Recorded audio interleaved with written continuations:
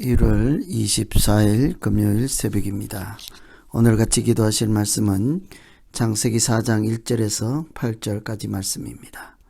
그 중에 4절 5절 아벨은 자기도 양의 첫 새끼와 그 기름으로 드렸더니 여호와께서 아벨과 그의 제물은 받으셨으나 가인과 그의 제물은 받지 아니하신지라. 가인이 몹시 분하여 안색이 변한다. 오늘 이 말씀은 가인과 아벨의 예배에 대한 말씀이죠. 아담에게 가인과 아들, 또 아벨 두 아들이 있었습니다. 이 두 사람이 똑같이 하나님께 예배를 드렸으나 그 말은 모두 다 믿음으로 사는 하나님의 자녀로 살았으나 그 예배 때문에 인생이 완전히 달라진 사건에 대한 말씀입니다. 모두가 예배 드리고 하나님을 아는 사람이었으나 예배를 어떻게 드리느냐에 따라서 인생이 달라진 거죠. 하나님과 사람 사이에 성공적인 삶, 성공적인 인생을 살기 위해서 우리가 어떻게 예배를 드려야 하며 믿음 생활은 어떠해야 할까? 이런 것을 살피면서 기도하시면 되겠습니다. 우선은 우리 인생의 예배가 인생의 성공 요인이기도 합니다. 예배 잘 드리는 사람, 하나님이 받으시는 예배를 드리는 사람이 자기 인생도 잘 사는 인생이라는 거죠.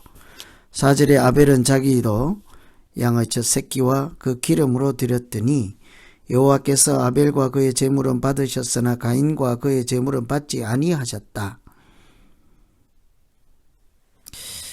어떻게 모두 다 자기는 예배를 드렸다고 하는데 하나님은 하나만 받고 다른 하나는 받지 아니하였습니다. 여러분, 우리가 사람과 사람 사이에도 관계를 유지하기 위해서 꼭 해야 될 일이 있지요. 상호 존중하고 신뢰하는 마음이 있을 때 관계가 유지되고 성장할 수 있습니다. 서로 두 사람 사이에 사랑하는 마음, 존중하는 마음, 귀하게 여기는 마음들이 있어야 관계가 유지될 수 있죠. 하나님과 사람 사이에도 사실은 마찬가지인 것입니다. 기본적인 의무상 해야 할 일, 이런 것들이 있죠. 하나님과 사람 사이에 관계를 유지하는 데 꼭 필요한 필수, 가장 기본적인 것이 예배입니다. 하나님의 높고 지존하심을 인정하며 경배드리는 것, 그것은 사람이 하나님 앞에서 해야 하는 가장 필수적이고 기본적인 사항입니다. 그 예배를 어떻게 드리는가에 따라 하나님과 사람 사이의 관계의 그 모양, 성격은 달라질 수 있기 때문이죠. 가인과 아벨이 똑같이 예배를 드렸습니다. 그러나 하나님 보실 때에는 같은 예배라도 하나님 눈에는 다르게 보였습니다. 가인의 예배는 받지 않으시고 아벨의 예배만 받아주셨다고 하지요. 둘 다 겉모양으로는 예배를 드렸습니다.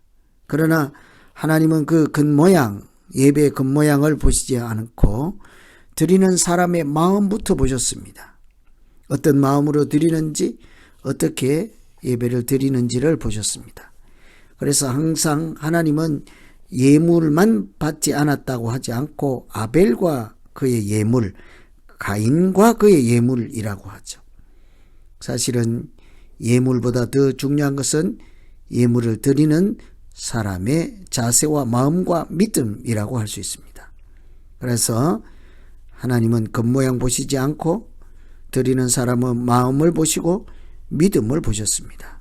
아벨의 예배는 믿음으로 드린 예배라 하시고 인정하시고 기쁘게 받아주셨습니다. 하나님께서 받아주시고 기뻐하시는 예배를 드리는 것, 그것이 우리 인생의 결정적인 차이를 만들고 성공과 실패를 이렇게 갈라놓는 이유가 될 수 있습니다. 하나님은 예배를 통해 우리가 세상으로 달려나가지 않고 하나님과 멀어지지 않고 하나님 은혜 가운데 머물 수 있는 용기, 담대함, 믿음을 더하여 주실 것입니다. 그래서 이 믿는 사람들은 예배를 통해 하나님과 자기와 관계를 바르게 세워가는 사람들, 예배를 통해서 하나님이 기뻐하시는 일들을 올려드리고 또 하나님이 주시는 말씀과 은혜를 누리는 사람들, 예배를 통해 자기 인생을 성공적으로 사는 사람들이죠. 두 번째는 죄를 다스리는 믿음입니다. 죄를 다스릴 수 있을 때 그 인생은 성공하는 인생이 된다는 말씀이죠. 7절에 보시면 네가 선을 행하면 어찌 낯을 들지 못하겠느냐. 선을 행하지 아니하면 죄가 문에 엎드려 있느니라. 죄가 너를 원하나 너는 죄를 다스릴지니라. 사람은 누구나 죄를 지을 수 있는 환경에서 살아가고 있고 죄에 대해서 연약한 부분들이 다 있습니다. 작은 유혹에도 넘어갈 수도 있고 사탄의 강력한 힘에 의해서 굴복할 수밖에 없을 때도 있겠지요.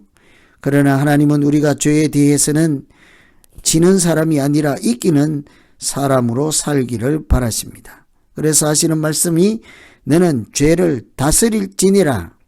죄의 다스림을 받는, 그래서 죄에 굴복하고 굴종하는 사람이 아니라 오히려 죄를 지배하고 다스리고 통제하는 사람이라는 거죠.